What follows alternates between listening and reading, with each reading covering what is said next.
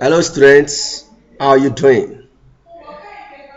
You are welcome to LODS lecture series. I'll be taking you through a quick on ACT 304, Principle of Auditing.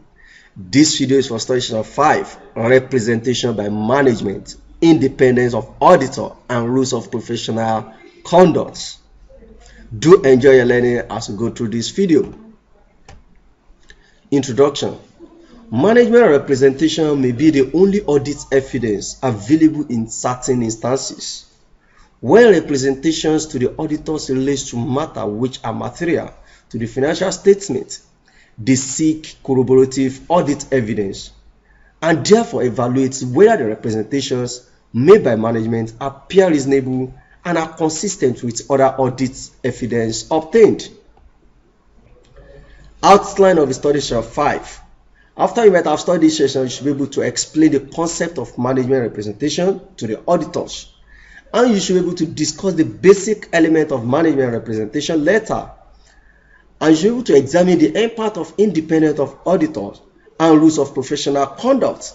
And lastly, you should be able to discuss the rules of professional conduct. Let's try to explain the concept of management representations to the auditor. Representation by management. Auditors often rely on representation by management as part of their audit evidence by A. Obtaining representation from the directors as to their responsibility for the financial statement, and rely on representation by management. Auditors should obtain written confirmation of representation from management on matters which are material to the financial statement, and when those representations are critical to obtaining sufficient appropriate audit evidence. The auditor should discuss such matter with those responsible for giving the written confirmation before they sign it to ensure that they understand what they are confirming. When representation to the auditors relates to matter which are material to the financial statement. Basic element of management representation letter.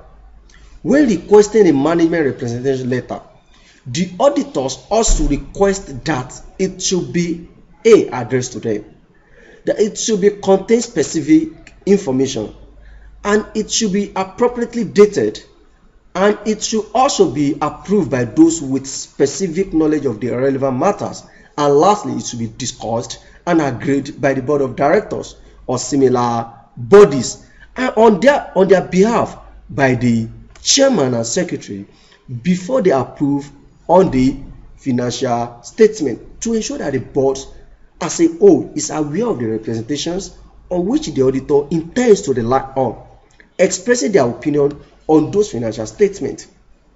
The auditors may also wish to consider whether to take the opportunity to remind the directors that under section 369 of the Company and Matter Act, it's an offense to mislead the auditors.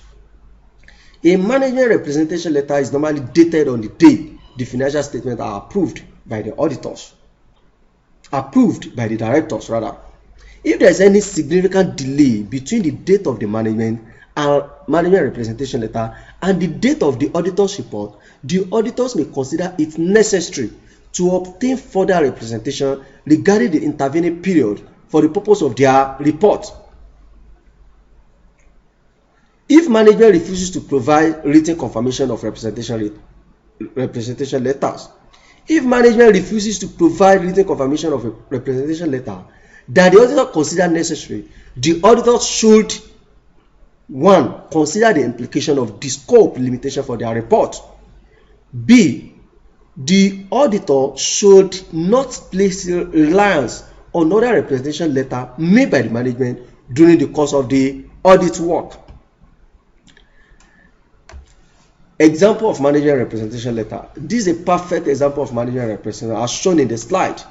We have the company letterhead, we have the address to the auditors. We confirm to the best of our knowledge and belief, and having made appropriate inquiries of the directors and officials of the company, the following representation given to you in connection with your audit of the financial statement for the period ended 31 December We acknowledge as directors our responsibility under the Company and Allied Matter Act 2004 for preparing financial statements which gives a true and fair view and for making accurate representation to you. B. In connection with deferred tax not provided as meaning by the board of directors at its meeting on a particular date. Independence of auditor. International Federation of Accounting Council Code of Ethics for Professional Accountants states that it is in the public interest and therefore required by the Code of Ethics that members of assurance team, firms, and when applicable, network firms be independent of assurance clients. The code also states that assurance engagements are intended to enhance the credibility of information about a subject matter by evaluating whether the subject matter conforms in all material respects with suitable criteria. The International Standard on Assurance Engagement issued by the International Auditing and Assurance Standard Board IAASB describe the objectives and element of assurance engagements to provide either a high or a moderate level of assurance. International Auditing and Assurance Standard Board has also issued specific standards for certain assurance engagements. For example, International Standard on Auditing provides specific standard for audit, that is high level of assurance, and review, that is moderate level of assurance of the financial statement. Independence of auditor, that is the conceptual approach. The code also provides a conceptual approach to independence of auditor, which requires the following. It requires the independence of mind and independence in appearance. Independence of mind. The state of mind that permits the provision of an opinion without being affected by influences that compromise professional judgment, allowing an individual to act with integrity and exercise objectivity and professional skepticism. And B. Independence in appearance.